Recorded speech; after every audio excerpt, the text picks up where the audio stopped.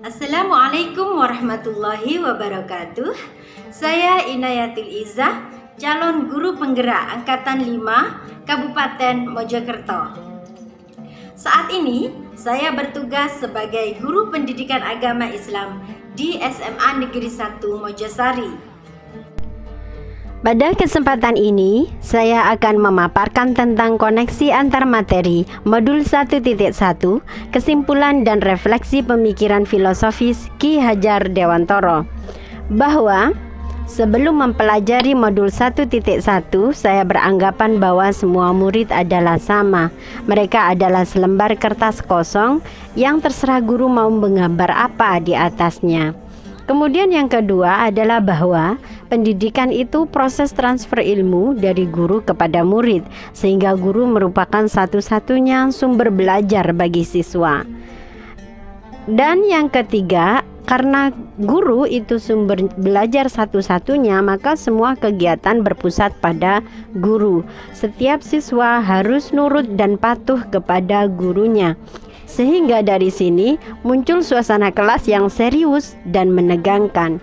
Dan selanjutnya adalah berorientasi pada nilai kognitif. Siapa saja yang mendapatkan nilai bagus berarti dia sudah memahami materi yang diberikan oleh guru. Seperti itu kira-kira gambaran sebelum saya mempelajari modul 1.1. Setelah saya mempelajari modul 1.1, saya menyadari bahwa setiap guru harus memperhatikan karakter anak didiknya, bahwa setiap anak itu adalah pribadi yang berbeda, yang unik, satu dengan yang lain tidak sama. Maka harus mengenal karakter masing-masing anak didik, karena setiap anak itu adalah unik dan berbeda. Ki Hajar Dewantoro memberikan ibarat anak didik itu adalah seperti benih, sedangkan guru adalah petaninya. Seorang petani itu harus merawat benih tersebut agar tumbuh menjadi tanaman yang sehat dan bermanfaat. Kemudian yang kedua adalah bahwa pengajaran dan pendidikan adalah dua hal yang berbeda. Bahwa pendidikan itu menuntun dan pengajaran adalah bagian dari pendidikan itu.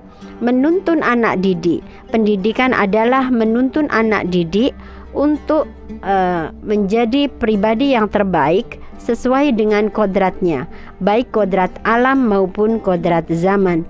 Kodrat alam adalah bahwa di mana lingkungan anak itu tinggal, dan kodrat zaman adalah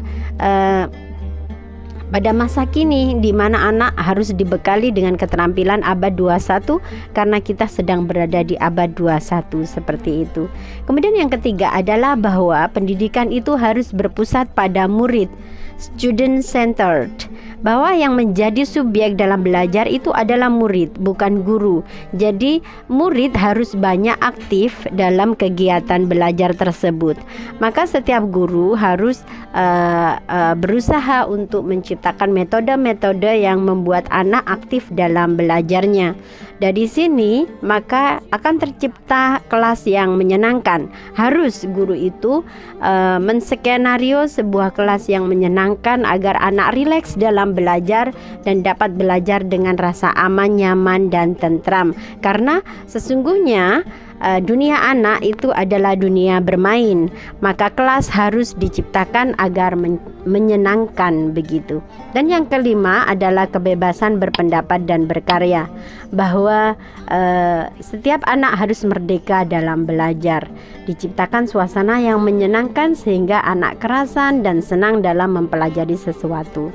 Nah, yang ketiga berkenaan dengan apa yang dapat saya terapkan lebih baik agar kelas saya mencerminkan pemikiran Ki Hajar Dewantoro adalah yang pertama, saya harus memperhatikan karakter anak lebih dalam agar bisa memahami minat, bakatnya, semangatnya, dan lain sebagainya.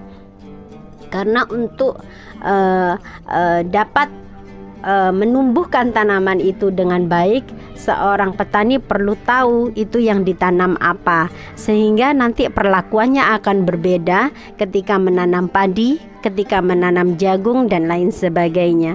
Maka setiap guru harus memperhatikan karakter anak. Yang kedua adalah memberikan teladan, semangat dan dorongan yang baik, sebagaimana disebutkan oleh Ki Hajar Dewantara. Satu semboyan yang harus dipegang, yang harus dilaksanakan oleh guru dan juga siswanya adalah ing ngarsa sing tulodo ing madya mangun karsa tutwuri handayani, memberikan teladan, memberikan semangat ketika di tengah dan ketika di belakang, memberikan dorongan yang baik. Kemudian yang ketiga adalah berpusat pada murid.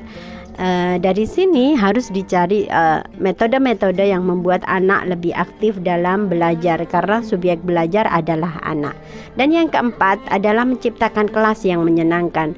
Dengan kelas yang menyenangkan, anak-anak akan berasa bermain dalam belajar, karena sesungguhnya kodrat anak adalah bermain, sehingga harus diciptakan kelas yang menyenangkan.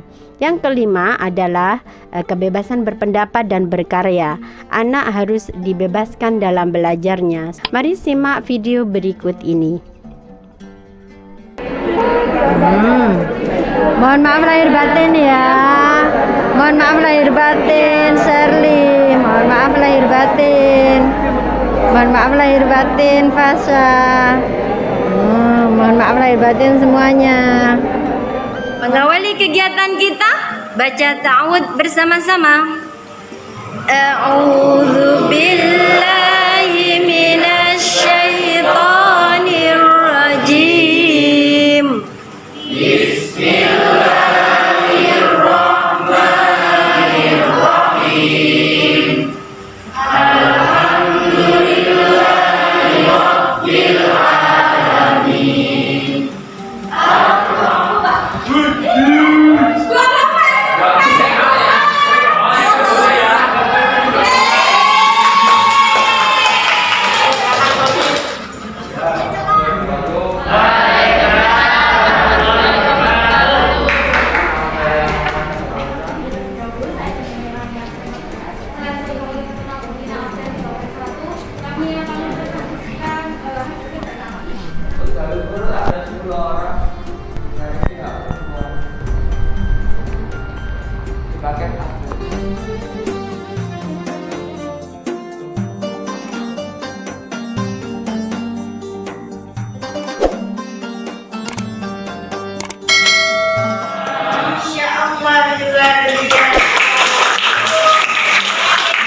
Selanjutnya, ini adalah kesimpulan. Pertama adalah bahwa pendidikan itu menuntun anak didik sesuai dengan kodratnya, baik kodrat alam maupun kodrat zaman.